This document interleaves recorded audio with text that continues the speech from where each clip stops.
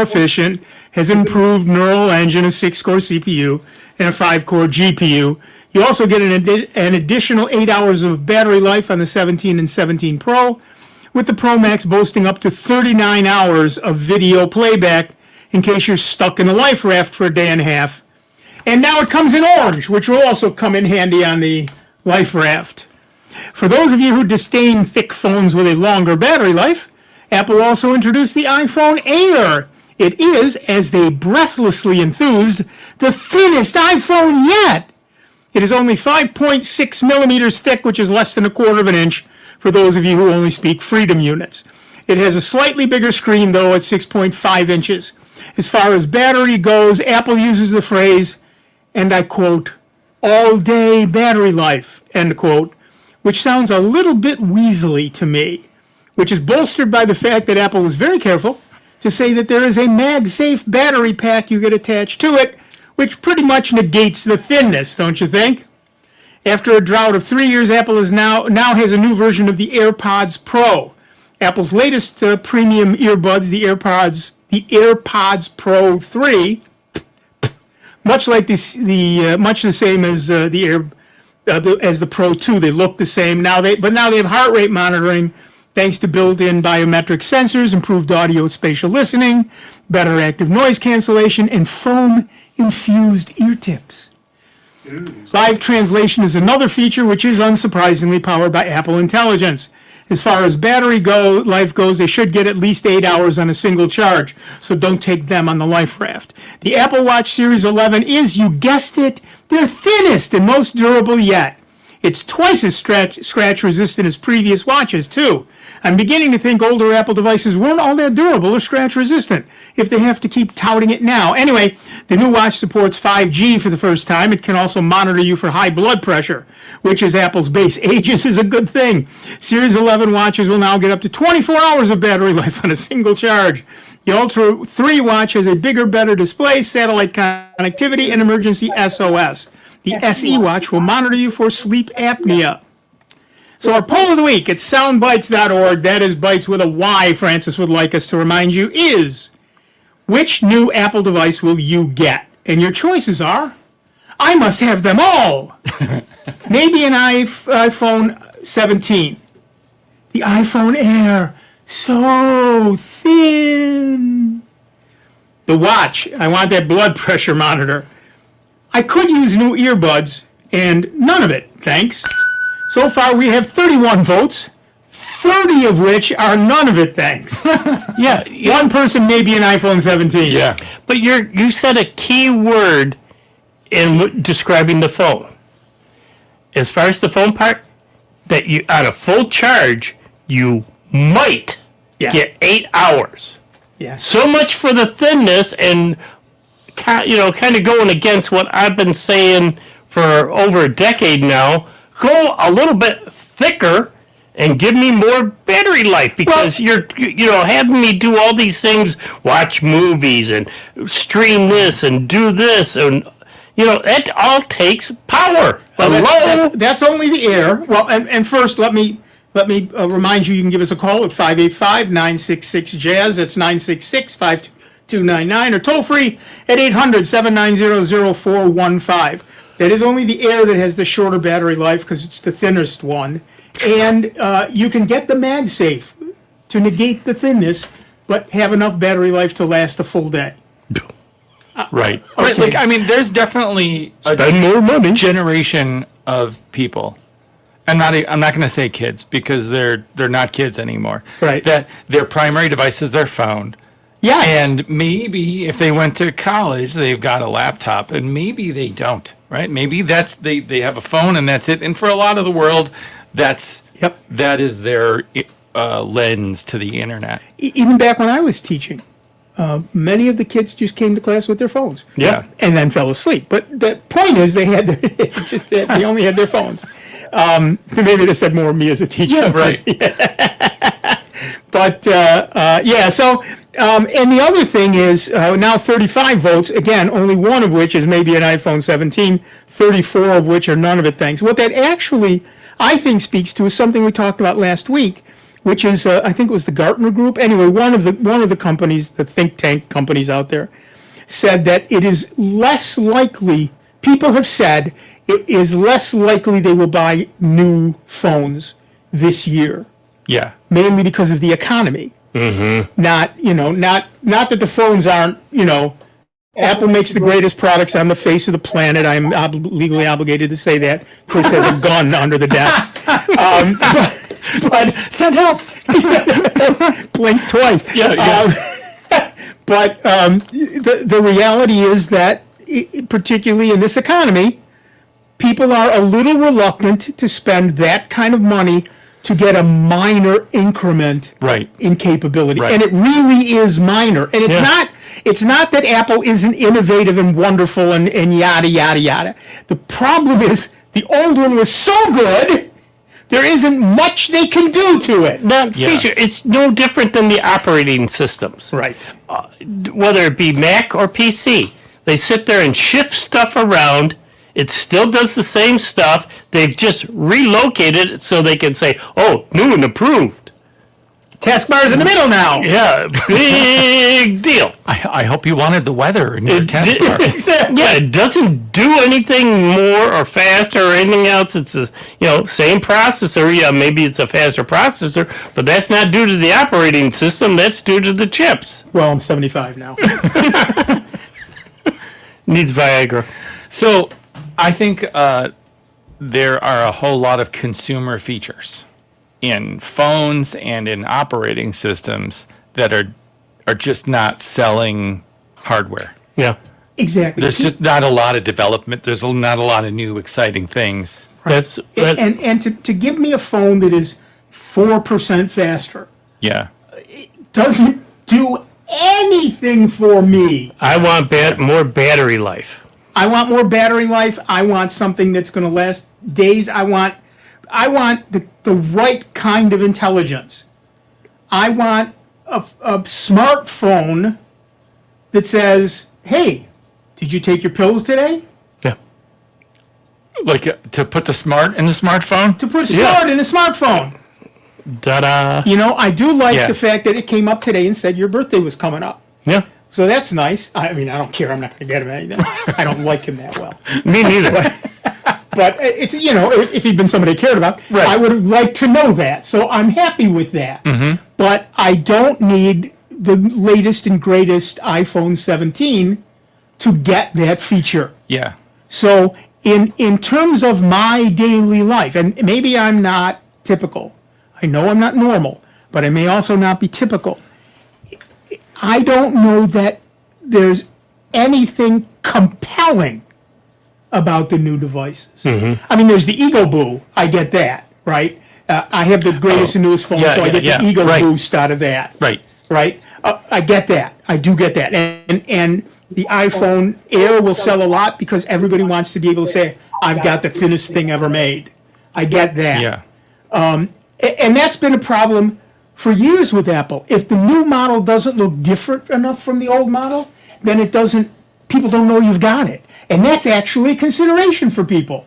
It is. They're not standing in lines, hours ahead of the store opening, demanding, to be the first on the block with their new, latest and greatest iPhone. Yep. It's just not there anymore. They will sell a lot of the orange one because that's the only color that isn't available in other things, right? You can't get an iPhone Right. 16 in orange. Which, I mean, the color of the phone to me is always ironic because who has a phone without a case? Exactly on it? right. The Yeah. color is Exactly invisible. correct. Like, what is the point? Exactly Get correct. the colored case Exactly correct. and, guard against the breakage because, even the scratch resistance and everything else, a lot of folks, their phone winds up at least once or twice doing a face plant. I would like to thank. If you're in my house with my young people in the house, it's a few times a day. Oh, yeah. Like, Oops, I sorry. would like to publicly thank one of my cats. Thor, we didn't name them. Thor was kind enough to break the fall of my phone the other day. So which was considerate. very sweet of him. yeah, heroic. Very heroic. He's an heroic guy. Probably scared the hell out of him. Yeah. Yeah. Ow! I didn't see him for an hour.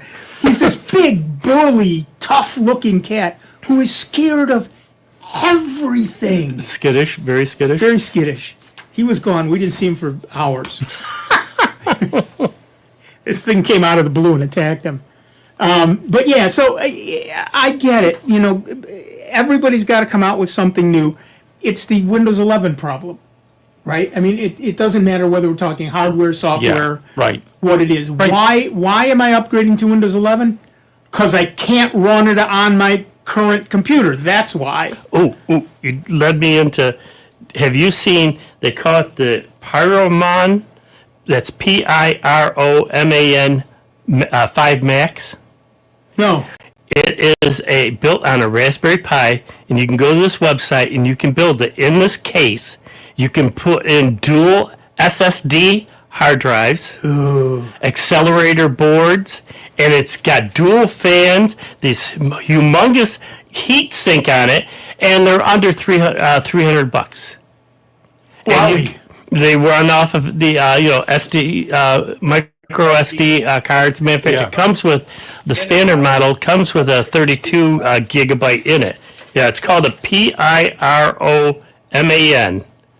I love that stuff. and it's a nice size cube on a Raspberry Pi 5. And the case is designed to be nice, a little cube, not much bigger than half the size of this Kleenex box. Or Yeah. I'd probably say a third of it. Yeah. And the power that you can put in it, because it is a Raspberry Pi. They showed demonstrations of doing movies and all that with it. Ooh, Well, it's a 5, so yeah. yeah, but I gotta say, Dave, I might have to. I like that stuff. I like every kind of hardware like that a lot. Yeah. I certainly, that's the kind of thing I buy. However, getting refurbished, used little micro form factor Dell or HP or something is cheap. It's easier to upgrade.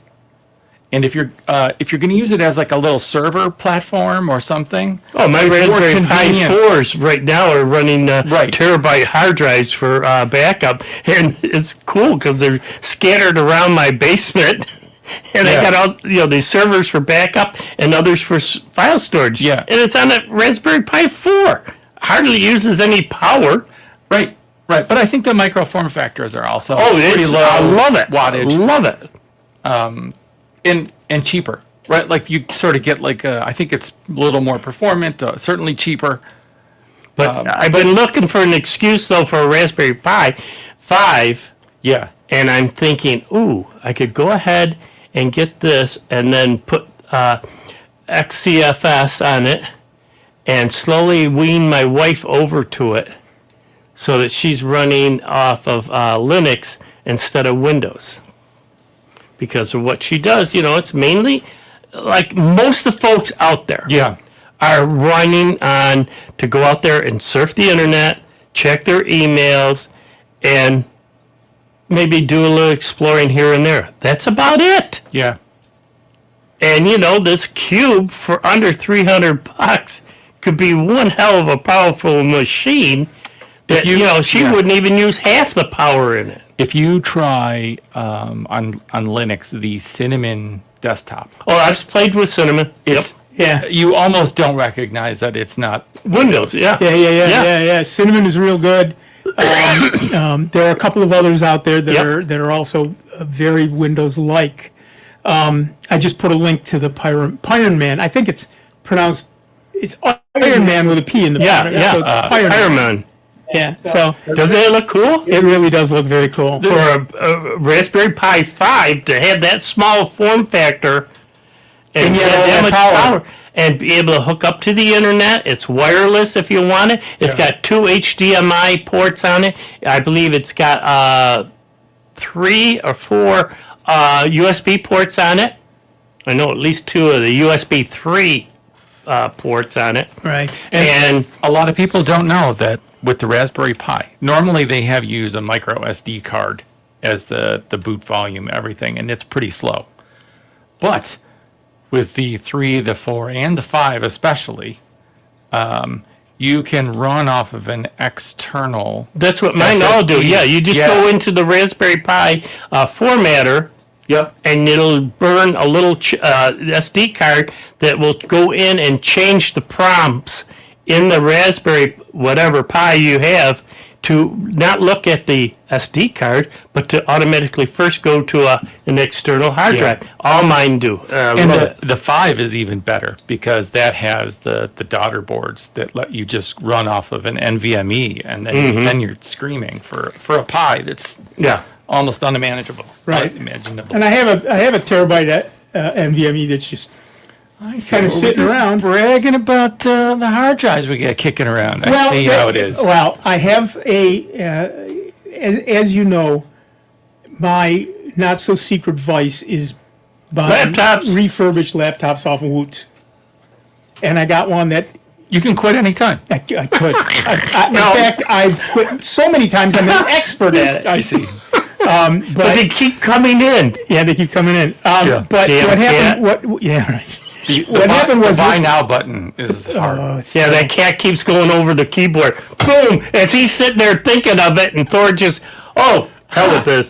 Exactly right. See, we're blaming the cat We're now. blaming the Okay. cat. Yeah. But what I did, I had this and it worked really well, and then it died, and I thought it was the NVMe.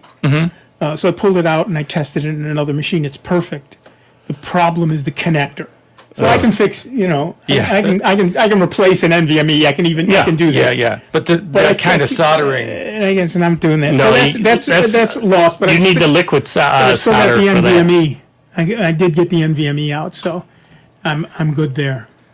I've watched a non-trivial number of YouTube people do the desoldering, resoldering, especially 8-bit stuff that is very pacifying to me. My brother makes me sick because he is so good. He works. I forget the name of the company but it's over by Market, and they do circuitry work and all that for switchers and all this other stuff. And my brother, back in the day, remember when we used to have the memory chips that were, the long, but they had all the little pins on it? Oh yes. And he could sit there and solder and unsolder one like nobody's business. Really? Yeah. He is so good at it. Yeah. Oh. So I thought the master move on that kind of thing was to have a reflow. You can, but board, no, right? Where you yeah, basically yeah. have like a toaster oven. Yeah. And it cooks. You line it up, and then it perfectly settles itself into the right spot. in our shop we didn't have that. Yeah, he had I this copper braided stuff that he'd just lay there and boom, boom, boom, hit each one of them, and it soaked up the solder, and he'd pull it out, and then he'd sit there and put the new one in. Whoa. Yeah. Like I say, he is good at that. Yep. Taught me a lot. Those NVMEs, those connectors are like less than a millimeter. Yeah, they're tiny. Tiny. You need a microscope with those. I mean, I've seen a number of YouTube videos where they're doing some of this chip replacement that's literally surface mudded. Yeah. And they're doing what they call the liquid solder, and they put the paste in there, and then they're actually using a heat gun Yeah. to literally solder it.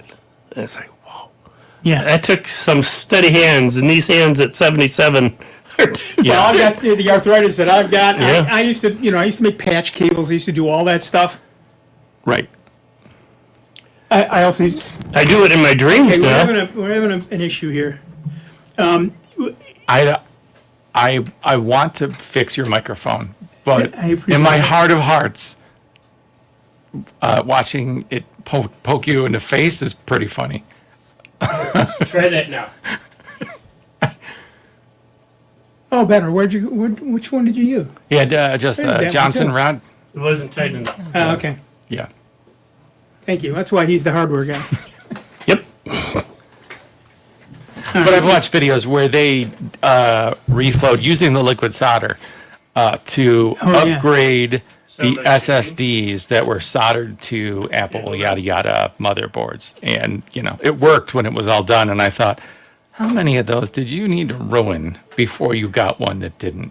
Because I would just ruin my hardware for sure. Oh yeah. It would be like, honey, watch me do this. Oh, it's ruined. That's the problem I have with Macs. I have a lot of Macs that I used to do stuff for Doctors Without Borders, and I'd give them Yeah. machines to take away. I have a lot of Macs that the thermal paste has gone bad. Yes. The older ones you can take apart. Yeah. The thermal paste Yeah. is not a problem. The new ones, they're glued Oh, really? within an inch of their lives. By the time Oh. you pry everything out, you can't glue it back together again. Yeah. You can take it apart. Right. That's Right. not the hard part. You can get the cover off, but Yeah. you can't. Oh, that's and unfortunate. it's so much e-waste. Yeah. And it makes me crazy. Well, it goes back Brr. to the, hey, there's not a lot of compelling new features. It's almost like the standard automobile problem. How much difference is there, like from a casual consumer of these things? There isn't that much. So they have to be consumable in some way. Otherwise, they just don't sell new ones. Yep. Well, and then I was just watching My Favorite Year, my birthday treat to myself, my favorite movie. And it starts out with the year was Big Trouble in Little China? No, My Favorite Year. That's the name of the film. That can't be real. That's a real movie. It's a real movie. It's the there movie lasers? Peter O'Toole got robbed of an Academy Award from that upstart Ben Kingsley with Gandhi. Oh, all right. Okay. Anyway, the year is 1954, and one guy says that was the year you could tell a Buick from a Pontiac, from an Oldsmobile. Yeah. They didn't look the Yeah, same. yeah. And now all of those were made by GM, but that's not the point. The point is they looked different. Now every company's things look identical. All look like bubble machines. So wait, are there like kaiju or something in that movie that would make it good? No Godzilla, nah, lasers. No. I can't watch that movie. It's I'm an sorry. hysterical film. It's the film I quote more often than any other. It's a great film. My favorite year. All right, we're going to take a quick break, but we'll be back in just a couple of minutes with Dave Enright, Chris Horn, me, Nick Francesco, and my favorite people, you. But only if you give us a call, 585-966-JAZZ. That's 966-5299, or toll free at 800-790-0415. It is 29 minutes after the hour. We are the longest running computer show in the known universe, Sound Bytes, right here on member-supported Jazz 90.1. Computer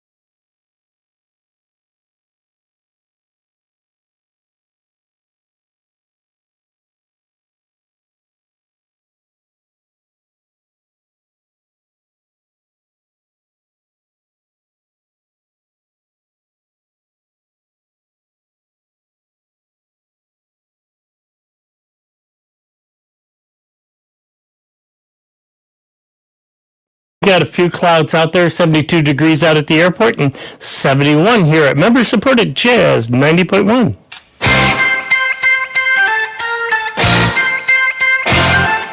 Welcome back, everybody. I'm Nick Francesco. I'm Dave Enright. And I am the Park Kaiju, Chris Horn. And at 35 minutes after the hour, we are Sound Bytes, the lesser part. Yes. Not a big Yeah, kaiju. right. A little, like at the beginning of Superman, the little kaiju. Yes. Yeah, okay, I got that. I got it. Okay. I don't, do we have somebody actually on the line? No? All right, we're having some phone issues. Please bear with us. Dave is doing all the proper things. He's looking at the phone funny and shrugging his shoulders, and that does not seem to be helping. Phone systems suck. Phone systems do. They do. Yeah, they are not my favorite things. Nope, not yet. We're trying. All right, well, you know what? While we've reset the system, I don't know. Anyway, I'll read some more news. We've had this month's Microsoft Patch Tuesday, and it was chock full again. The cumulative update for Windows 10 22H2 and Windows 10 21H2 with 14 fixes or changes, including fixes for unexpected prompts and severe lag and stuttering issues with network device interface streaming software. The Windows 10 update is mandatory, as it also contains Microsoft's full September 2025 Patch Tuesday security updates for Windows 11 as well, which fixed 2 publicly disclosed zero-day vulnerabilities and 81 flaws, 13 of which are listed as critical. Since this update is mandatory, it will automatically start installing in Windows once you check for updates. So make sure you've got a lot of time. I mean, a lot of time. Do it overnight. Yeah, to make this more manageable, you can schedule a time when your computer is restarted to finish the installation, but don't wait too long because of those 0 days.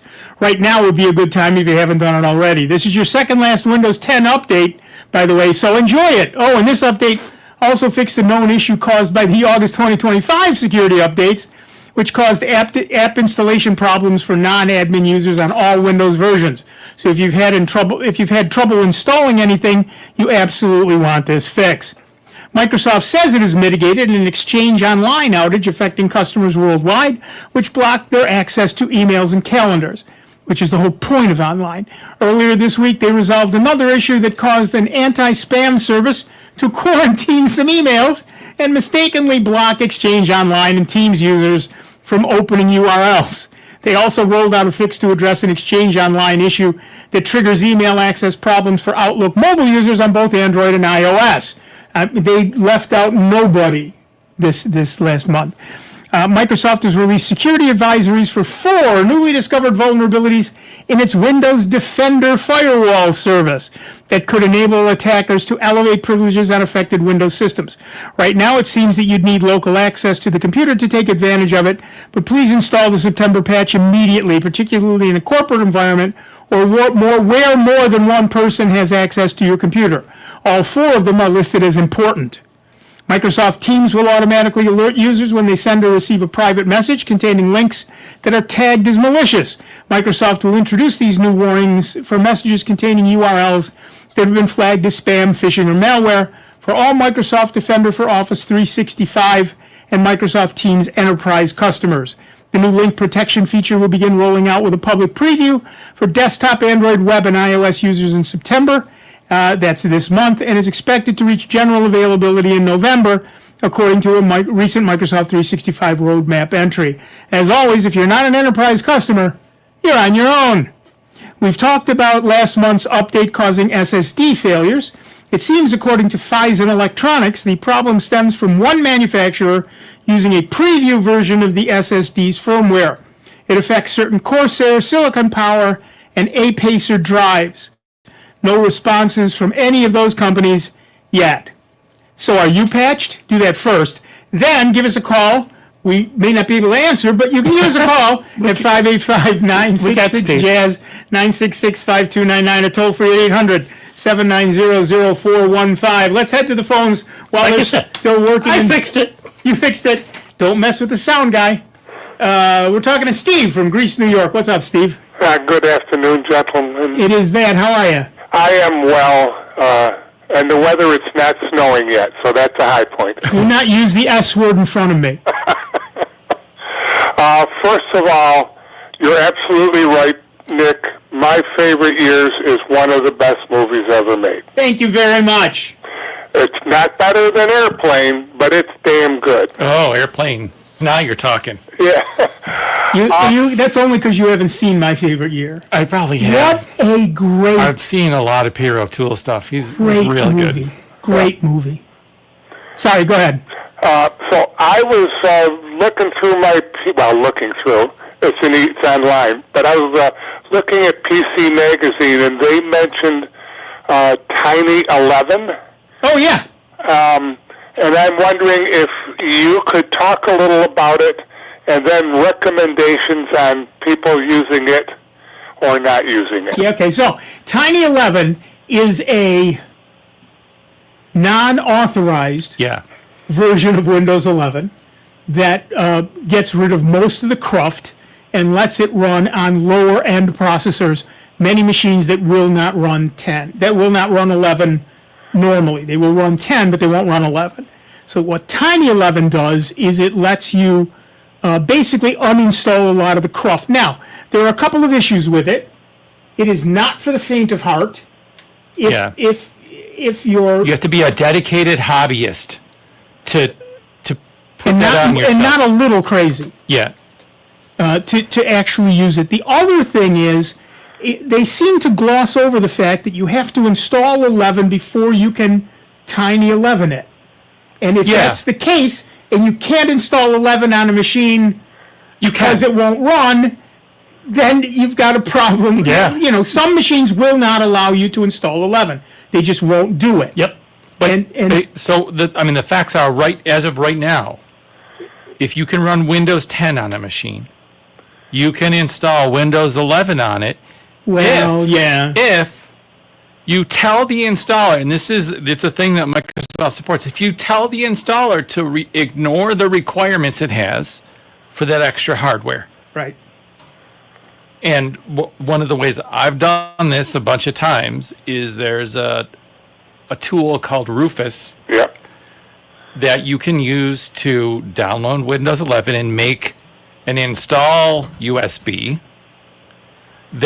and then it'll give you some options to, here you remove the requirement for an online Microsoft account, which for me is a big deal. Yes.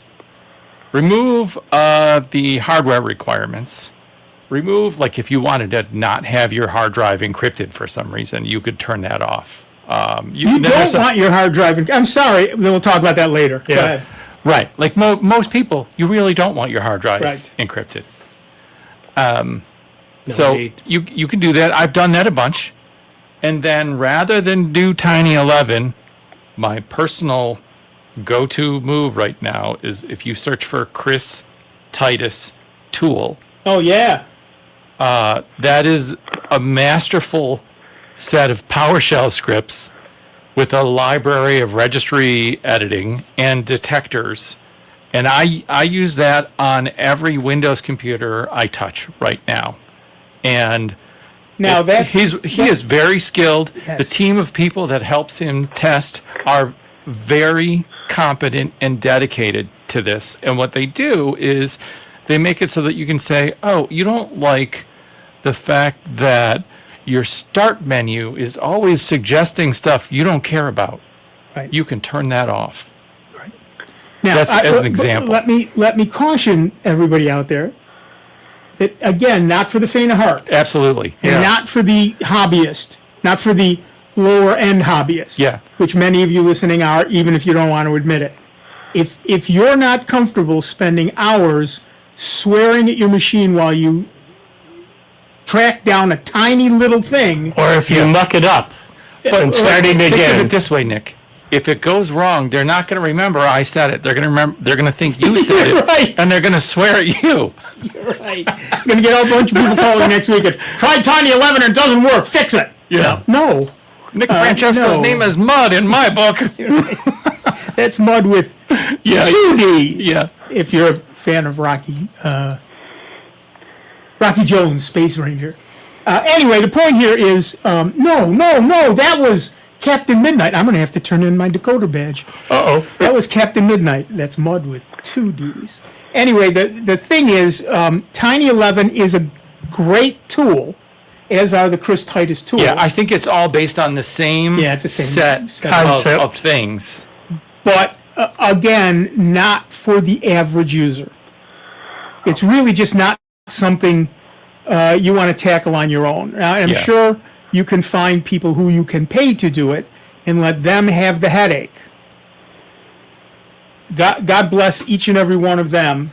So yeah, But I wouldn't, if I were doing it, and I'm not doing it, by the way, don't call me, don't ask me, I'm not going to do it.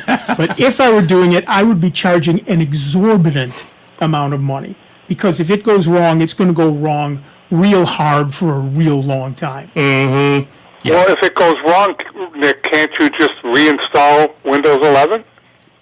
You can. You can, and then you're right back to square one. But assuming you could install Windows 11 easily on that hardware to begin with, which Right. I think you can, but it depends on what you want to put on your Yeah, overcoming that hurdle. That's the thing that you you can always start again, but then there's that hurdle in front of you again that you've got to get over to get it to perform the way you want it to, and that it will perform at all. Let me make a suggestion to each and every person who's even thinking about thinking of doing this. Don't. Site books. A site book is something we system administrators create. Yeah. When we build a new system, we write down everything. And when I say everything, I mean, I don't care how anal you are not anal enough. You write down everything. And so you have a step-by-step process. And when it goes wrong, you back up a step. You go back to the beginning, you restart, you follow your I path. held down the left shift key, not the right shift key when I Exactly, and it rebooted. can be Because, it turns out that's what... That matters. Yeah, that mattered for some reason. Yeah. And so if you're going to do this, create a site book, write down every single Minor step change, you anything. take. And I you've don't got care. a cell phone, take pictures of the thing that you did on the screen. So good.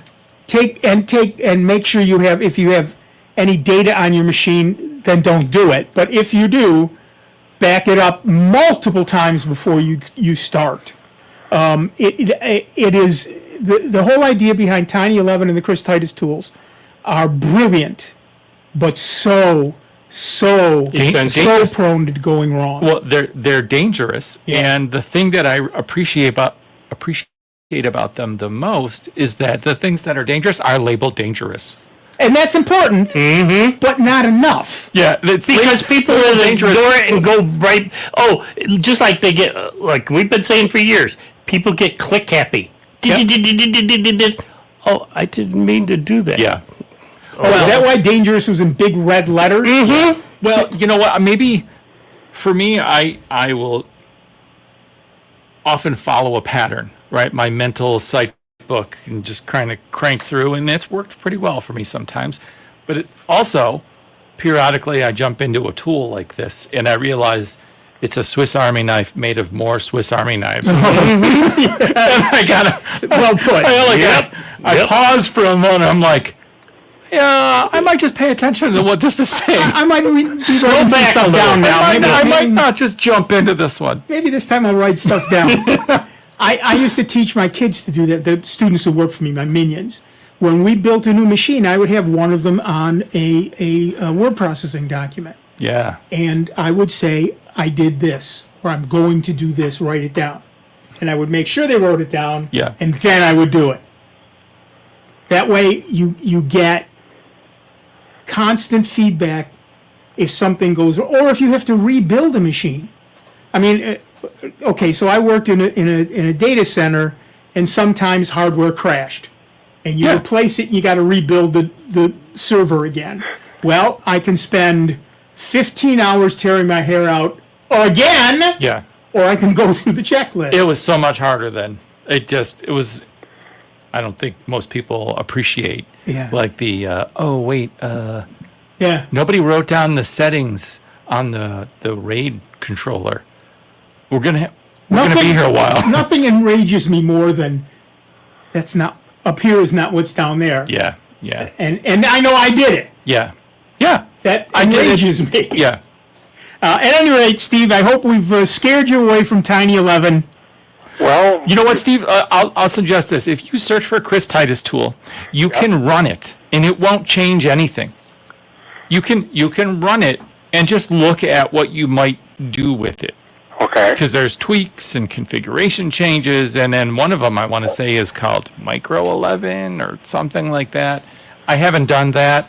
I don't recommend it, but I think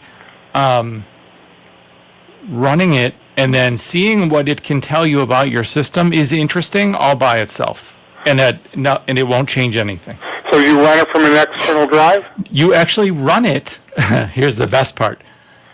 You launch an administrator PowerShell prompt, and you run it from there. It is a command line thing, and then it pops open a new window, all in PowerShell.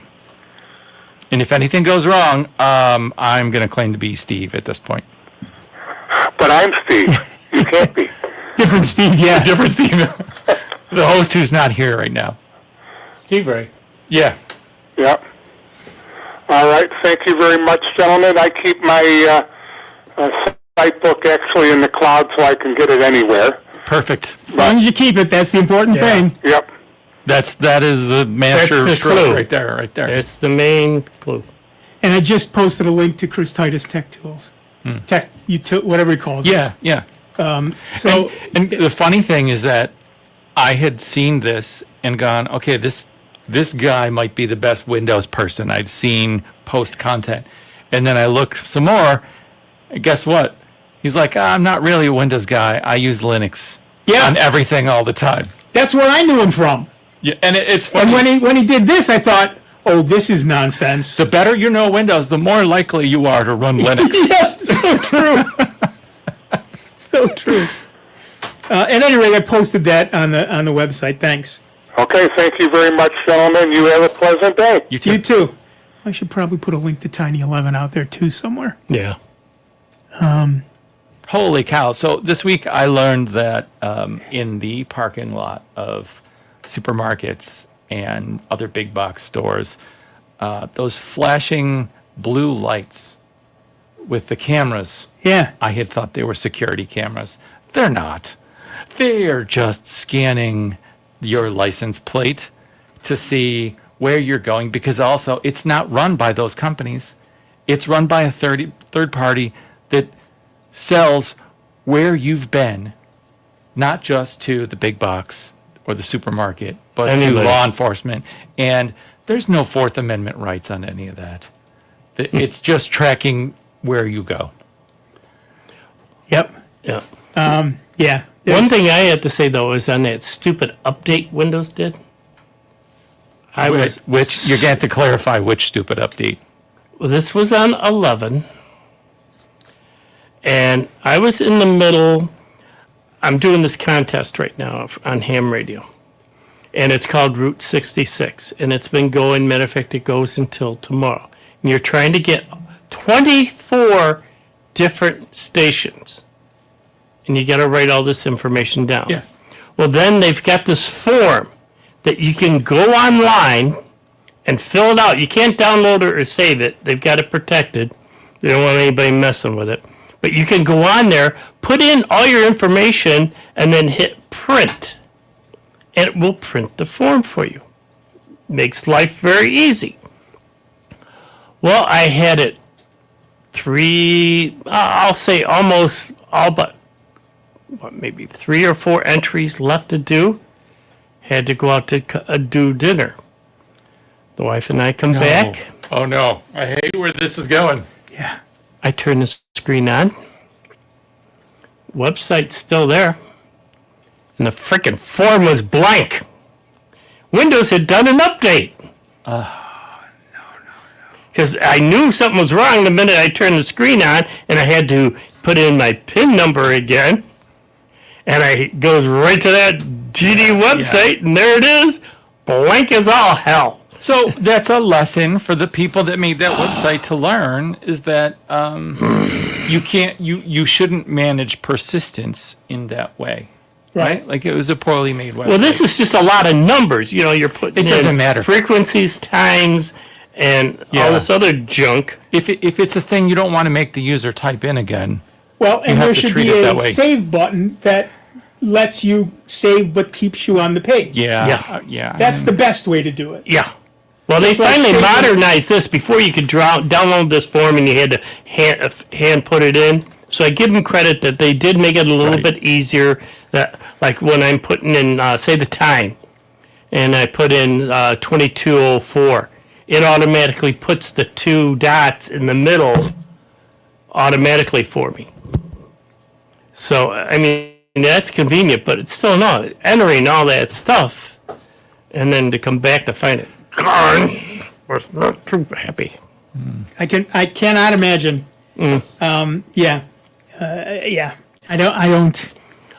Oh, one thing I gotta also put out there as it's a non-profit, but good thing that's happening as of next week, the 16th to the 25th. If folks don't know it, the Erie Canal celebration is going on right now because it's been around for 200 years, and it's a big thing that they're celebrating from Buffalo to Albany. They've got different events going on all up and down the canal, and it's a great place to tour. You can ride your bikes on it, you can kayak, you can take tours and everything else. Well, ham radio operators are going to be activating it because it's also a park, and it goes all the way again from Albany to Buffalo, that you can sit there and explore, and there's so much to see. Matter of fact, Mike Oden had up some pictures of the old Erie Canal stations, the locks. Yep. That are still along. You can go along the thruway and still see remnants of the Erie Canal, because at one point, folks, and I know most folks won't realize it, but the canal used to go right through Rochester, right through the city there. At one point, they diverted it, and there was the canal that went through this Main Street and that of Rochester. Yep. And it's history that's out there. It's pretty cool to explore and just see. It's just so peaceful too. Yeah. I know my brother, he lives out there in Brockport and goes on the canal all the time riding. The one thing I really wanted to do at one point, my father-in-law was into it and we just never got it done, was to rent a canal barge for a weekend and just sail up and down the canal. Yeah. I mean, it's not like you're going to get lost. Yeah, no. There's an old mock sea shanty. How does it go?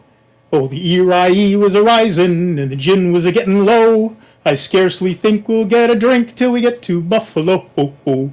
And it goes on like that. It's just it's a very funny song. It's a very Yeah, well, funny there's song. a lot of songs in history that, you can look up about the Erie Canal because, it was just a major way. A lot of folks still come up through the Hudson River and that and get into the canal and, like you say, take the whole trip all the way to Buffalo, then turn around and go all the way back and spend the whole summer just doing that on a boat. Yep. Dennis Worcester has advocated taking a vacation and getting on bikes and riding up and down the whole canal. Oh, yeah. See, I'll go the barge. Yeah. I won't go the bike.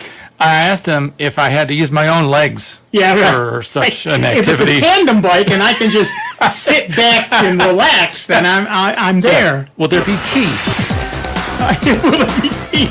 All right, that music tells us the first hour of this show is done, but do not despair. There's a whole nother hour of the longest running computer show coming your way. A whole nother hour of Dave Enright. I'm sorry, but a whole nother hour of Chris Horn. A whole nother hour of me, Nick Francesco, and a whole nother hour of you, but only if you give us a call at 585-966-JAZZ. That's 966-52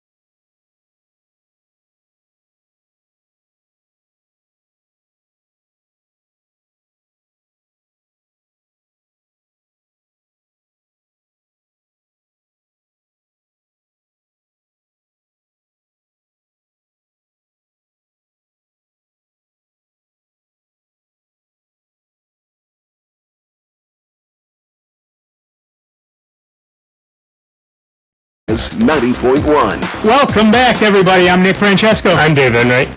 And I'm thinking about Bloody Mary. But, Sure. At this moment, I'm Chris Horn. And at 4 minutes after the hour, we're all thinking about sound bites. Oh, right. Right. And of course, you can give us a call at 585-966-JAZZ. That's 966-5299. Toll free 800-790-0415. Media streaming platform Plex is warning, I love Plex, is warning customers to reset passwords after suffering a data breach in which a hacker was able to steal customer authentication data from one of its databases.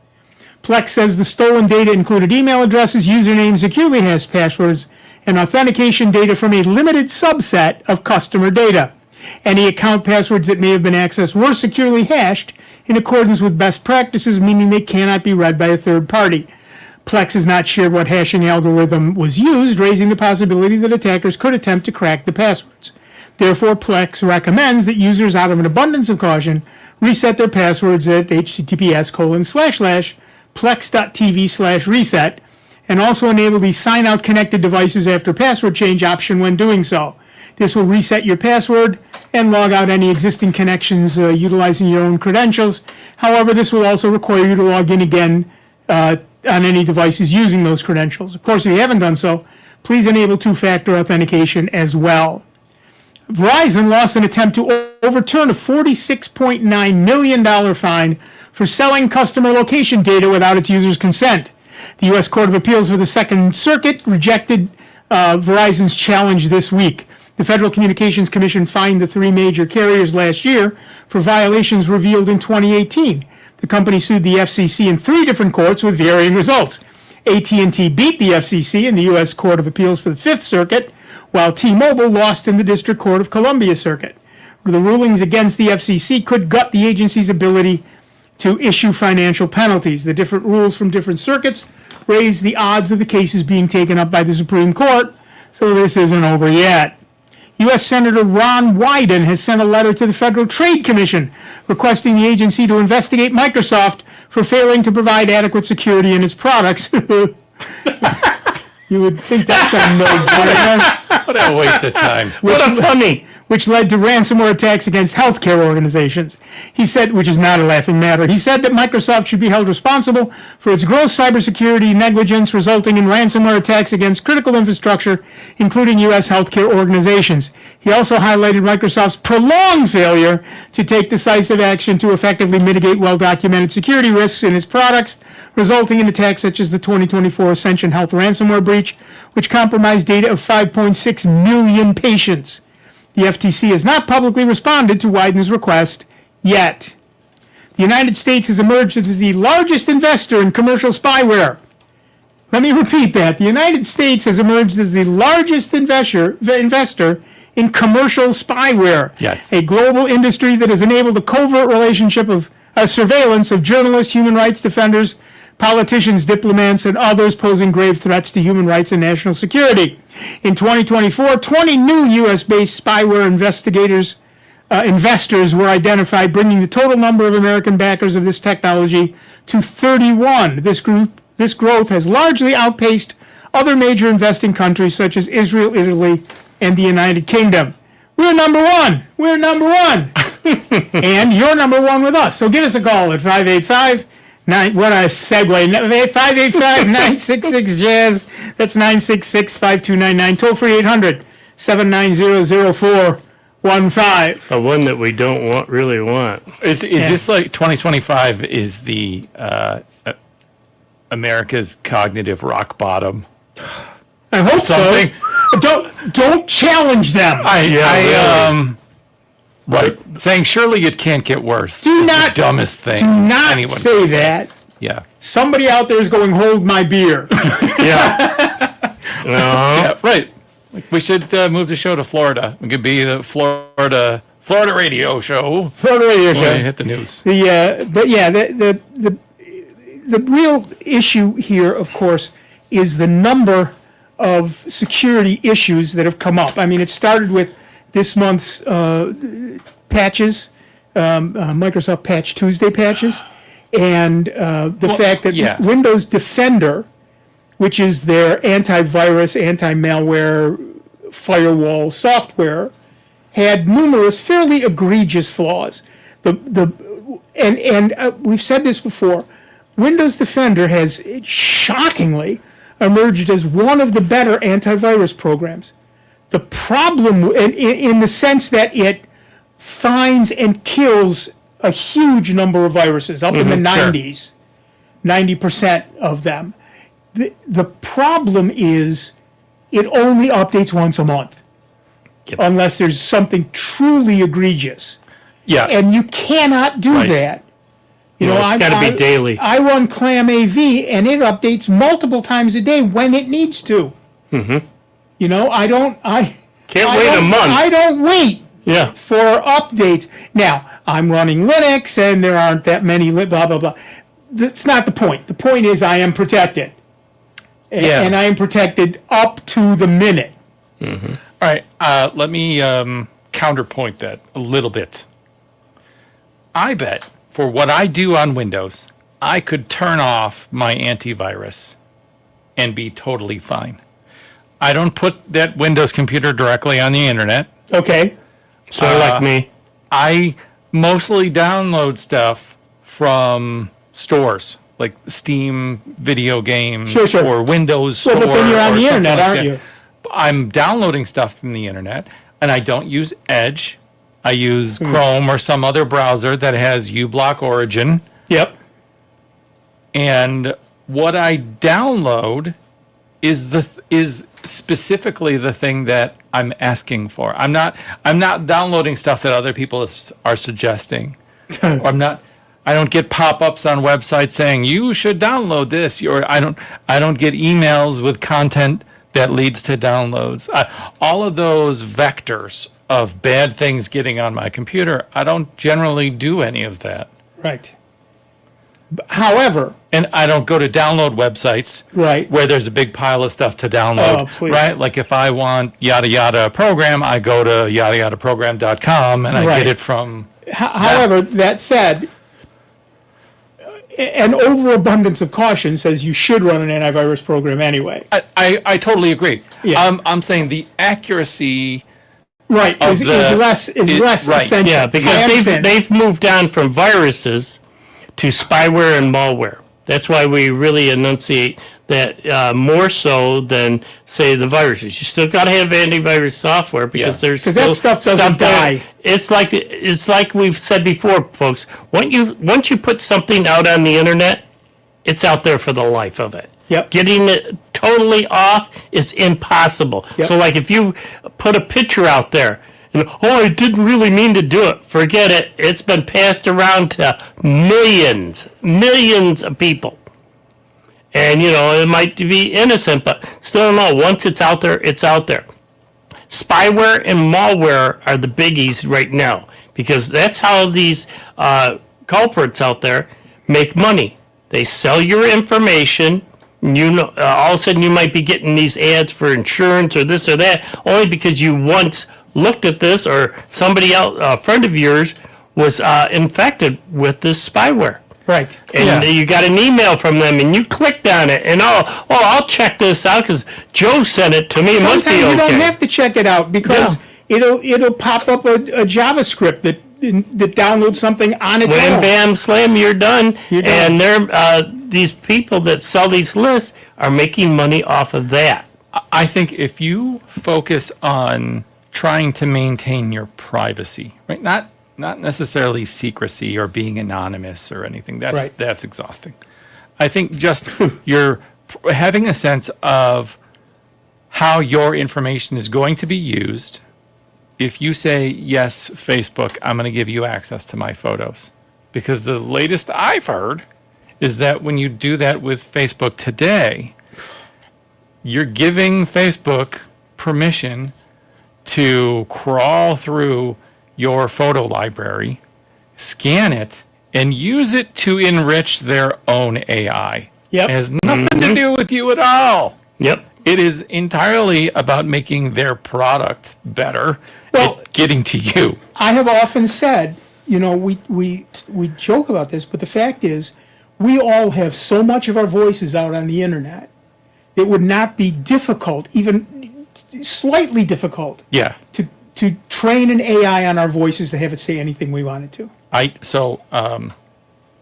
One of the movies that I will treat myself to, and when I'm feeling good about things, is Sneakers, Oh yeah, because that movie holds up better, especially with the advent of quantum computing oh yeah. as a black box of, and now your password's hacked. And I mentioned that because my voice is my passport. Yeah. Is, Yep, yep, part of yep. Well, there was. I just watched this one video where this guy is saying, "Watch out," because evidently he does custom tables, and his tables are $20,000 and more. I mean, these are beautiful. For all you computer geeks, he's talking Yeah. about the kind you put a coffee cup on, not that's in spreadsheets. Right. And these tables, he wound up evidently got a call from a client and saying, well, where's my table? I sent you $10,000. This other company had used an AI generator, took him and even created this thing, him saying, yes, this is really me. See, I'm working in my workshop, so you know it's real. No So they went ahead and sent the check for $10,000. The guy says, no, I didn't get it. That is a whole new class yeah. of scam, And right? he wound Small up volume, high price. he wound Wow. up doing this other table. This thing is like 12 foot long, and it's, But special. he's out the money. Do you put that in the bathroom? Like, where does that table go? No, this is, Is that for poker? the legs. That would fit in our living room. Actually. Yeah, yours it would. It's about 12 foot long and these custom legs and everything else because it's like two pieces of wood and then it's poured in between the epoxy. Oh, like a river kind of thing. Yeah. I've seen those. So you put like skee ball on it? It sounds seen nice. those, yeah. And Well, you string a little badminton net or a ping pong net. Yeah, right. We're not barbarians. We're not putting skee ball barbarians. on It's not the table. net. Yeah. What's wrong with you? Okay. but yeah, they're unbelievable. Yeah, yeah. And it's like, But that, AI is, right now we talk about I can't use the wordification of social media. And it's called, it's also called, yes. it's Yeah, also okay. called AI slop. Yes. That's the politer term. AI slop. AI slop for all of that terrible AI content where you're listening and you're like, that's not even close to pronounced right. Well, I'll tell you what. I often late at night for my sins, I will wander through YouTube looking at stuff. Buying tables. Buying tables. laptops. Yeah. Laptops. God, yes. Oh my gosh, that's so funny. But if I come across a video that's got a computer generated voice, I move on. Oh, yeah.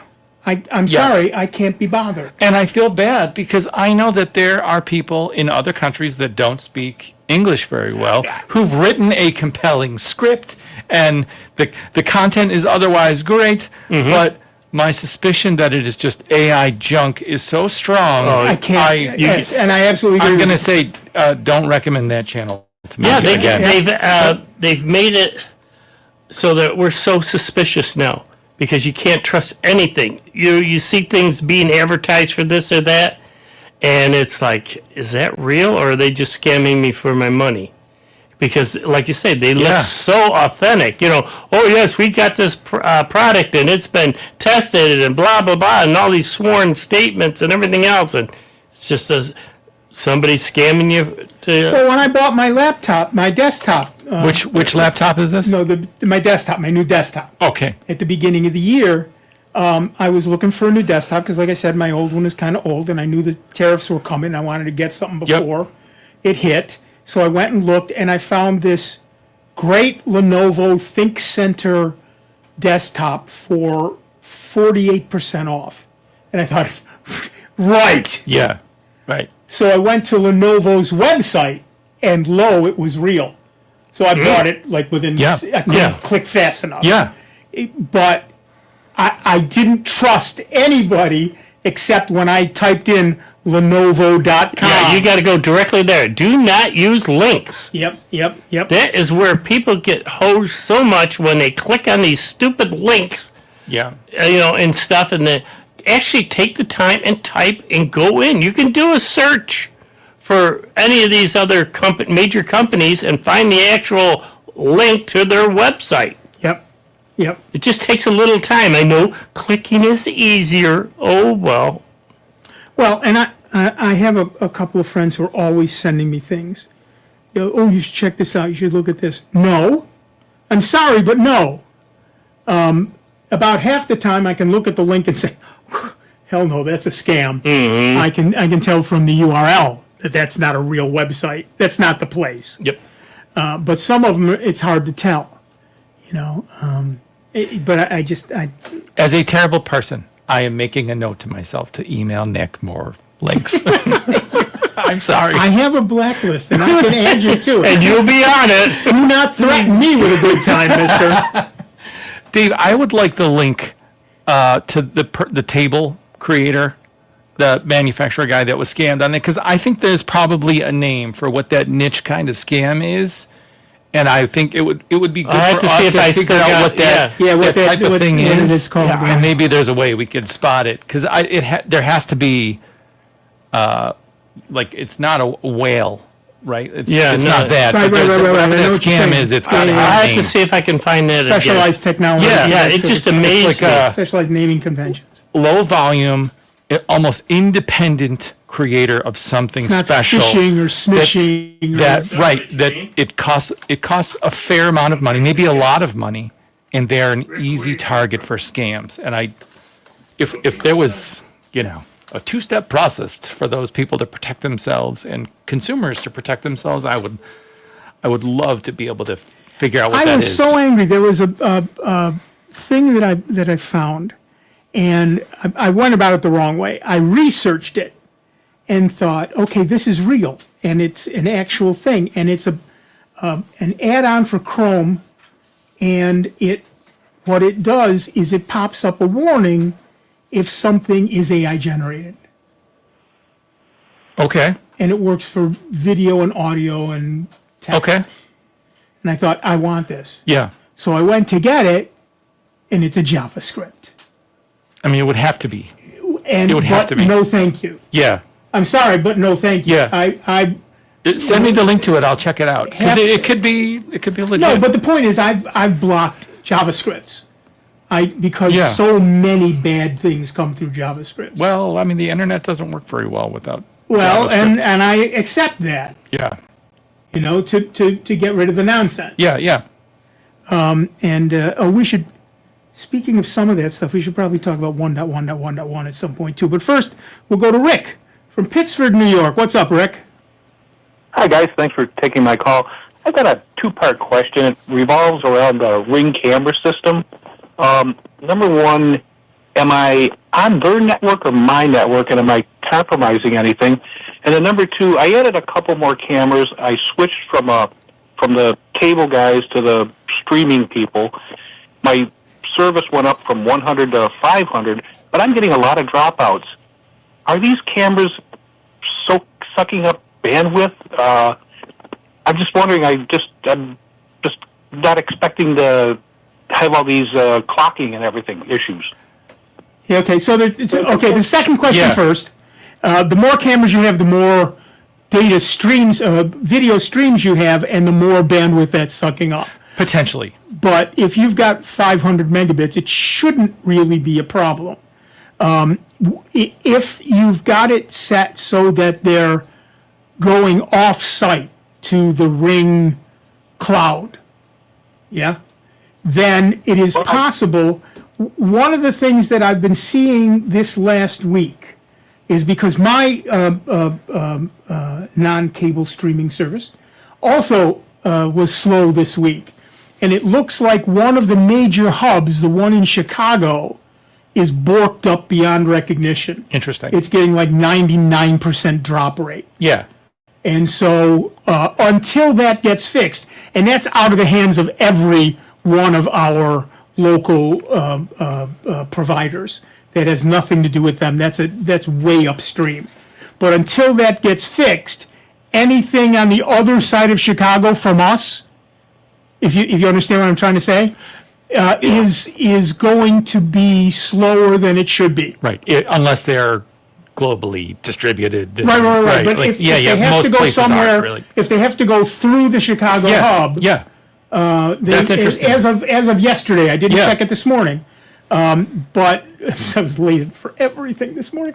Yesterday there was a 97% dropout. It would just drop packets. So if you can assume only 3% of packets are getting through, that's going to slow things down terrible. considerably. That's There were a number of places that I went to yesterday where I was fine, and a number of places I went to where it was just dog slow. So I did some investigating, and that's what I discovered. It's the Chicago hub. So it may not be you, and I don't have an answer if it isn't. let's assume that it's Rick. Let's just assume that Let's because we I can have a assume bunch of cameras at home. They're not Ring cameras, and I periodically have problems with them, and it drives me right up the wall. There's many swears that come out of my mouth. Well, that's why they call it a cursor. Are you saving these things to the cloud or to a local machine on your network? Yeah, so I have a question even before that. Okay. So these are all Ring cameras? Yeah, they're all Ring cameras, 2 doorbell and 3 regular cameras, 5 altogether. Okay. And I've got the subscription. I don't know where I'm saving stuff to. Okay. Well, if you don't know, you're Did saving you it to the have cloud. Yeah, right. I think if you have the subscription, you're almost certainly saving stuff to the cloud.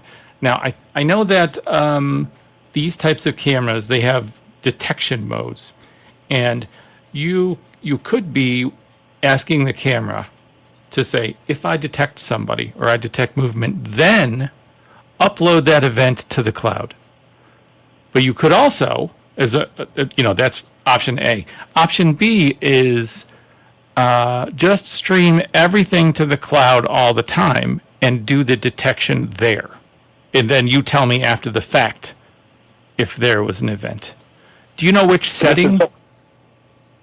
This is something I set up in the camera? I think so. I'm not familiar with Ring cameras, but I've used a bunch of these different types of things, and that's the kind of thing that they ask you, especially if you're paying for the subscription. Somewhere in the web, what you use a web browser to look at what's in your camera, right? Yes. That will have a settings Yeah. function in it somewhere. Yeah, so I want to say the Wise cameras I've used, Reolink cameras I've used, and they have different levels of stuff that can happen inside the camera itself versus stuff that can happen once your video is in the cloud, right? And they'll support different levels of detection, and they'll tell you that there was a horn honking. Right. Well, and the other Versus a there's delivery truck. Right. There's a different issue with that as well, which is that if you've got it set to do motion detection, but your camera's pointing at the street, Yeah, it is likely that every car that goes by is going to trigger an event. right. That said, if you have... Sorry, I go have ahead. every chip up in the neighborhood. Yeah. Okay, so you have a cable modem at home?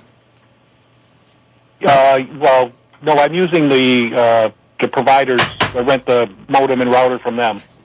Right. He's on non-cable, Like DSL? probably fiber. Greenlight. Greenlight. Oh, okay. So Greenlight, I can tell you, as a fiber provider, their upload rate is almost always the same as the download rate. So I was trying to probe for if you had a cable modem with asynchronous, asymmetric levels of upload and download speed. It could be that your upload speed isn't that fast, and having all of those cameras uploading all at the same time. Yeah, but in this might case, saturate that's not the issue. So I'm thinking if if your data are going through the Chicago hub, they would be very slow right now. Oh, I see. I'm going to go back to Wi-Fi. I bet that your Wi-Fi. So all of those things. So Wi-Fi is just not that fast, right? Like you think it's fast, but it's half the speed that you think it is. Yeah. I All bet right, if you Rick, switch channels. stay on the line. We got to take a break. Stay on the line. We'll get back to you in a couple of minutes. We're going to take a quick break, but we will be back in just a couple of minutes with Dave Enright, Chris Horn, me, Nick Francesco, Rick from Pittsford, New York, and you. It is 29 minutes after the hour. You're listening to the longest running computer show in the known universe. That would be Soundbites, right here on member-supported Jazz 90.1.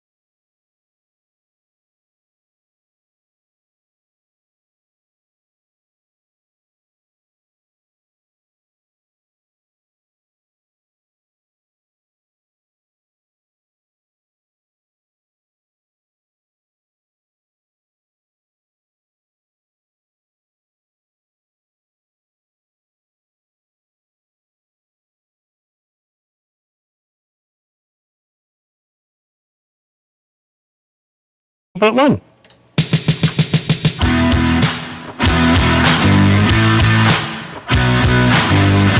Welcome back, everybody. I'm Nick Francesco. I'm Dave Enright. I'm Chris Horn, and it turns out I'm not getting that Bloody Mary. But not yet, you're not. And we have Rick from Pittsford on the line. Rick, Chris has, like a blind squirrel, stumbled on an acorn accidentally that may help you. All right. Well, with that lead-in, allow me to disappoint.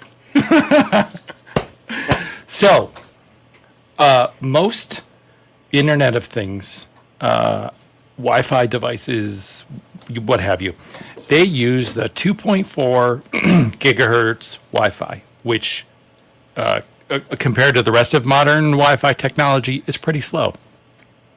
But And- cheap, and that's why they use it. But cheap, yes. And Dave will correct me here. The lower the frequency, the more penetration you have through walls, and Yep. so it's better for things that More are outdoors. concentrated. Right, it's better for things that are outdoors, or in this case, mounted on your door. So here's my guess. My guess is that your signal strength to those devices maybe isn't that great. That's one thing. Okay. Another thing is, do you have neighbors that have Wi-Fi? Oh, everybody. Everybody has Wi-Fi, right? Like that's where we live.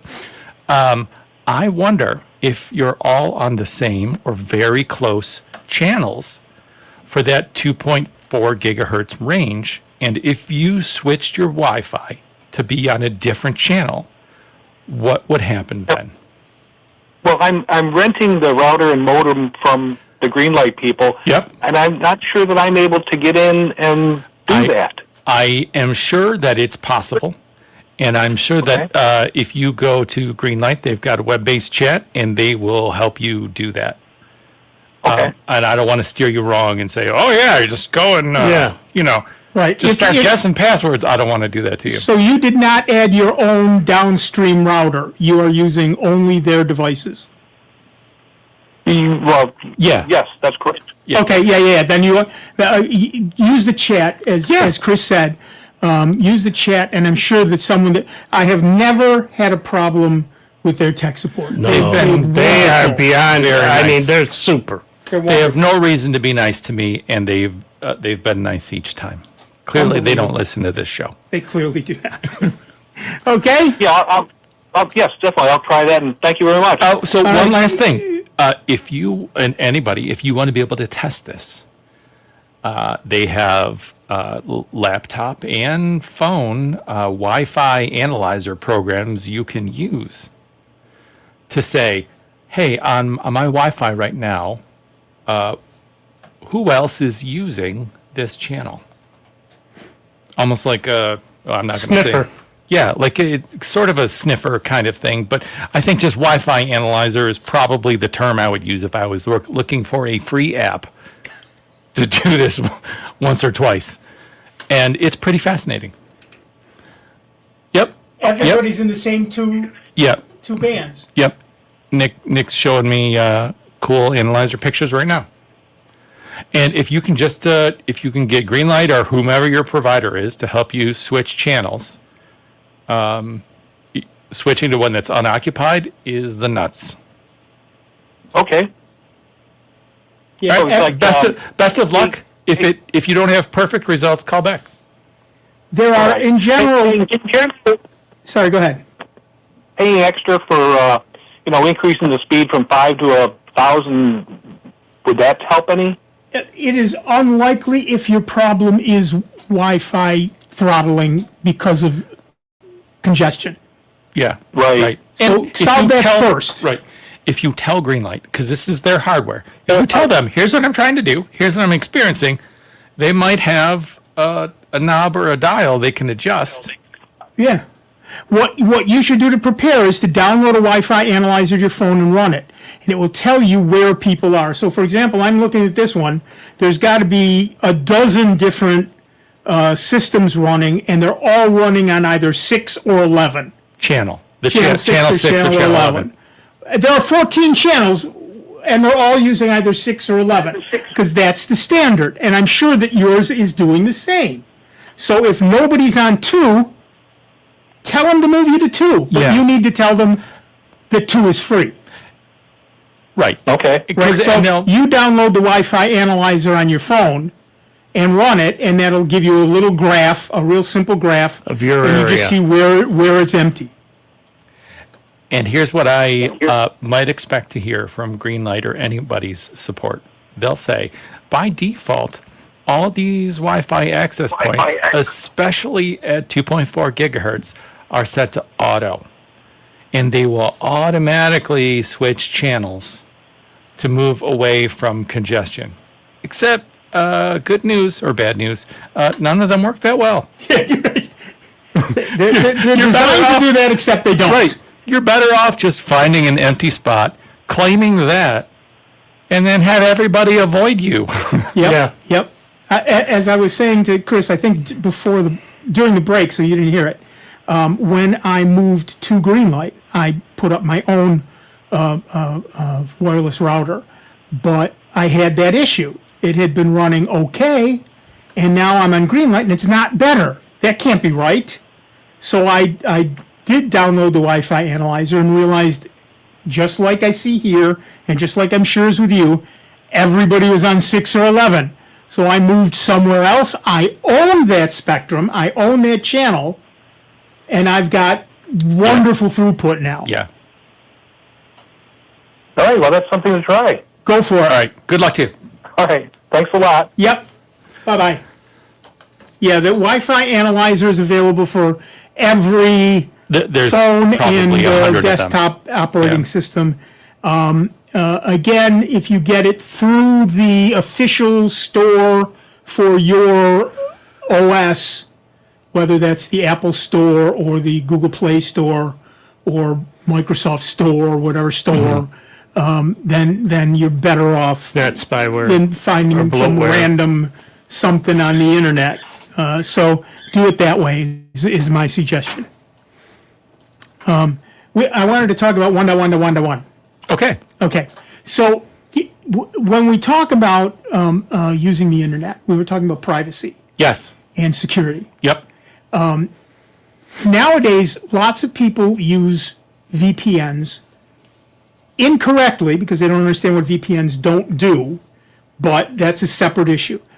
The issue that people are trying to do is to prevent people from knowing where they're going on the internet and what they're doing.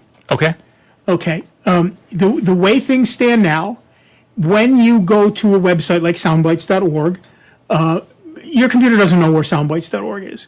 So it goes to one of the domain name It's like saying, servers. where's Main Street? Right. It doesn't know where it is, so it goes to a domain name server and says, hey, where's soundbytes.org? And the system will say, oh, it's 129.21.3.17. That's actually a system at RIT. Don't go there. But the point is that it gives you back a number. And that means that the DNS server knows you're going to that website. It's like the difference between your latitude and longitude Right. versus some generic 123 Main Street Now, address. for most people, that's not a problem ever. But for certain people, like journalists in foreign countries, that's a bad thing to have someone else know where they're going. So DNS normally is in the clear. The domain name service is in the clear. Hey, where is soundbytes.org? Oh, it's here. That's in the clear. You can run DNS over HTTPS, so it's pre-encrypted. Also, DOT. There's a over bunch TLS. of And yeah, there's a several bunch of of DNS security Right. things.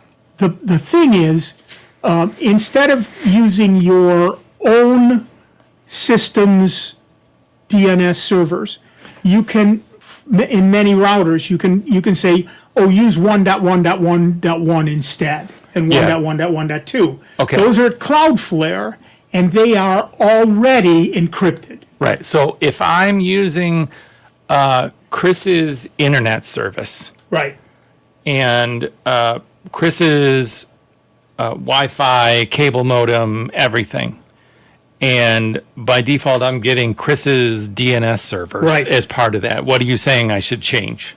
You go into the settings, and there is a DNS. The DNS server Yeah, will have an address, and it's set to something right now, right, or it just says default. right. But you can say, instead of default, use these custom ones, and you put in 1.1.1.1. I see. So and custom 1.1.1.2. DNS. That's the Right, ticket. Okay. right.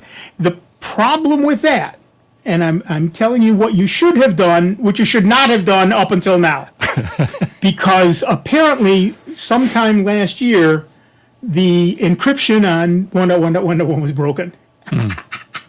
Okay. It's fixed now. Yeah. So it's okay to go there, but if your purpose is to hide not just who you are and what you're doing, but where you're also going Yeah. on the internet, then you want to use a service like 1.1.1.1 and 1.1.1.2. That's Cloudflare. Yeah, And you would that's pick Cloudflare. Cloudflare because I know Google also has their own 8.8.8.8 Yeah. and 8.8.4.4 and 9999. and 9.9.9.9.9. Yes. And I think that secondary Cloudflare is 1001. I think it might be. I don't remember. As it turns out, I remember a lot of this Yeah, stuff yeah, that yeah, I yeah, just yeah. would rather forget. But so the idea is that a lot of people go to VPNs because they think it's safer. It is Yeah. not. It depends entirely on how well you trust the VPN, because any traffic sent through the VPN must be decrypted by the VPN in order to send it to the other end. So they can read all your traffic. If they are keeping logs, those logs can be searched. Some of them are available for free on the internet. So, And Nick, many more of them are available for a cost. I'm going to take no joy in almost ruining your suggestion Sure. in telling you that if you're using a current version of Microsoft Edge or a current version of Google Chrome, Or Firefox. I didn't realize Firefox does the same If you're thing. about to say what I think you're about to say. They have this thing that is presented as a security feature, and I think it's actually DNS security. And what they have is the browser. I'll be specific. Edge will use Microsoft's DNS and ignore all of your system settings. Oh, yeah, no, this is different. And- Okay, go ahead. So they'll ignore your system settings, and Edge itself will use Microsoft servers. And it's presented in layers of security features, and if you disable it incompletely, it'll try and turn itself back on. It's pretty insidious. And as a privacy concern, it is one of the things that I think I've used this idiom already today, but drives me right up the wall because it is only there for them to track what you're doing. It's exactly right. On the other hand, both Google Chrome and Firefox, Yeah. in their settings, will let you set the DNS server in there. So nice. they're both under security, and I that's think good. they're both called DNS provider. Yeah, I like that. And you can go in. You can't. I don't. I'm there now. Can I set it Well- to custom? No. I can use Google's public or Yeah. a couple of others, and one is Cloudflare 1.1.1.1. Yeah. Now, in both of those cases, that only works for web browsing. So it doesn't work for your mail if you get that through like Thunderbird. Yeah. And it doesn't, if you're using some other program to do Yeah. net stuff. But if most of what you do is browsing or through the web, or let's say you have a Chromebook and everything you do is through the browser, Yeah. you can set it up so that it always goes through 1.1.1.1. So, all right, what if I'm listening right now and I'm not doing that. That is a lot of configuration changey Yep. stuff, and I'm pretty sure I'm just going to break stuff. What is an alternative for me? The alternative is to just leave it the way it is. And okay, so you have several alternatives. First alternative is leave it the way it is, which means that again, this all depends on how concerned you are about your privacy. Yeah. Okay. If you leave well, it, you've freaked me out, right? Okay, I'm good. really concerned right now. good. So if you leave it the way it is, then your internet service provider and dang near anybody else can figure out where you're going and what you're doing. Now, anything that is HTTP at TPS, right, secured, the actual traffic between you and them is encrypted. The content. Right. Yeah. But they will know where you are going Right. and when. Right. Right. So again, you don't care. You're going to Google.com. I'm going to Amazon.com. You don't care. Yeah. But if you're a person in an abusive relationship, and you're looking up help, Yeah. you don't want your partner to ever be able to, even as remote as it might be, Yeah. to be able to find that information out, that you are doing that, right? And there are a lot, I mean, you can think up your own reasons. There are hundreds Sure. or thousands of them. So if that is a concern for you, then you would want to, for example, go into the settings of Chrome, search for DNS provider, and under select DNS provider, change it from the OS default to Cloudflare Yeah. 1.1.1.1. Right. Which is less intrusive than trying to change your operating system. 'Cause you could- Right. You Now, could that- change it in the operating system if you wanted to. Right. But I'm not going to go there with you. I'm just going to tell you Yep. that if you are using Firefox or Chrome, you can search for, in the settings, search for DNS. I think they both say provider. It's certainly DNS. Yep. Domain name services. Yep. Search for DNS, and you will find this DNS provider, and you can you can also set it to secure DNS. So if you're using, and that I believe is the default. Secure DNS is you're just sending out your DNS to Google or to Microsoft or something. But, That's what but they you call want both. You want Yeah. both, right? Secure No. DNS and change the provider, Okay.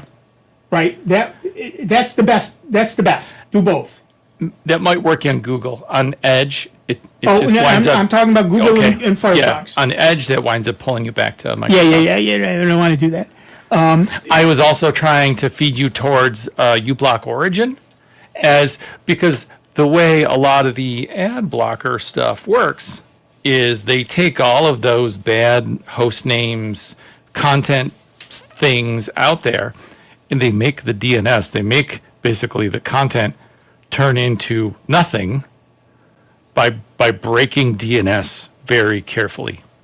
And I bet that we have at least a few listeners that are running a Pi-hole Oh yeah. as their DNS provider at home right now, because that's a dedicated hobbyist level of stuff. But that's you running your own DNS server that does your own specific set of filtering in the same way that an ad blocker would. But now you're doing it for everything on your network. And that, to me, is really super cool. Yeah. I like that a lot. I have a friend who's got a Linode, and he runs his own VPN. Yeah. Okay. Yeah. And he doesn't record anything. There's no log. Yeah. I don't know that it gets any more secure Yeah. than that. Well, like if you had just, day-to-day privacy concerns about stuff you're doing, you could also jump to a private window, and the And that will level of help. tracking everything that happens on your local computer is pretty close to But zero. it doesn't stop the DNS Yeah. from knowing where you went. It does, right. The big brother part of like how am I Right. being tracked Right, on the right. internet doesn't Whereas really going change. to 1.1.1.1 also protects you there. And I think Dave is going to suggest that DuckDuckGo has privacy focus. Built right in. I mean, I've Yeah, but I don't know if it automatically uses a It won't DNS change over DNS. HTTPS. I just Right. care that, when I'm doing any searching, that, I don't wind up getting inundated with all those GD ads. No, and I understand that, but Yeah, that's yeah. not our concern here. Yeah. Our concern is like if you are in an abusive Being relationship. tracked, right. Oh, yeah. And you Yeah, don't yeah. want Oh, to- no, that's It's an totally entirely separate. different story. Yeah, So, yeah. or if you're I think you're in a one thing foreign helps country the and other. you're, One thing helps the other. Yeah. They do help each Yeah. other. Oh, yeah, So the definitely. more of that you have, the better off you are. The other thing is if you're going through one of those protected DNSs, it's a little harder, now although not much. I don't even know if I should mention this. It's a little harder to fingerprint your system. Sure. A little bit harder. We've talked about this before. Every computer has an absolutely unique fingerprint. They can tell who you are exactly. Not your name, but Yeah. this machine has done these 50 things before. Yeah. And there's no way around that. Well, don't get me. Are you trying to get me worked up right now? Because there are. Well, there are not. But, like, Again, now we're into the weeds. Yes. We're way Yeah. into the weeds without a weed whacker. Right. I'm just gonna ramble incoherently even more. More? Hey. That's okay. I can't wait to see that. But first, we're gonna talk to Don from Pittsford, New York. What's up, Don? Hello. Simple question, I hope. I'm reaching the peak capacity of my spinning C drive on my computer, Windows 10, and I have an option here which says compress this disk to save disk space. If I do that, am I giving up anything, or will there be a utility that will take longer to use, etc.? Don, I would love to say that it's a good option, but in my experience, using a compressed file system is awful. Even though Slows everything down at the very least. yeah, like the worst part of it is that you can pick a compression algorithm that is built into the chip, so that it's as fast can be, just like security. But it's never free, right? It always comes at the Pay a cost price for of noise. latency and all the things you're doing. And the worst news is that Windows 10 is just about run its race. So you might want to think about the computer after this one and just letting this one languish and stay full. Well, and the other thing is, make sure your temp directory is empty. Yeah. Windows 10 has like a cleanup. Yeah, there's a cleanup I think feature. if you right click on your C drive, you Yep. can get to disk cleanup. Yep, and that would help significantly. Backing up a bunch of files you don't need anymore and putting them on a couple of different media that are not inside your computer Yep. would be a backup. good idea. So those kind of things would be better than compression. I use CCleaner quite often to clean up, take care of temporary files, clear the. Yep. Yeah, then in that case, what you're going to want to do is move some files off. Yeah. We've all got, look, I get it, but we've all got files that we haven't looked at in 20 years. Or you got programs you don't use unless it's every 6 months you use that one time, and that might be the way to go. It's just to uninstall stuff. Is having 10% a safe 10% of free space on a C How big is the drive? adequate? How big is the drive? Couple terabyte. Couple of terabytes, then yeah, you're kind of okay. Yeah. You're kind of okay, but I prefer 20%. Right. That's 100, 200 gigs. You got plenty of space. Right. If it's a multi-terabyte drive, then yeah, you're still good. Wait a minute. I'm sorry. It's more like 600 gigabytes. No, then you've only got about 60 gig left, so get some stuff off it. Okay, 60 is not enough. No, it really isn't. You want at least 120 gig if you're going to do any serious upgrading of Windows. And we got to go. All right, that's it. We're done for another week. I want to thank Dave Enright. I really want to thank Chris Horn. I have to thank Chris Horn. I paid him to say that. He paid me not enough to say that. I'm Nick Francesco. I want to thank everybody who called in. I'm sorry we had some phone problems there in the beginning, but we're done for another week. We will see you in 166 hours. Be good to one another, would you, for heaven's sake?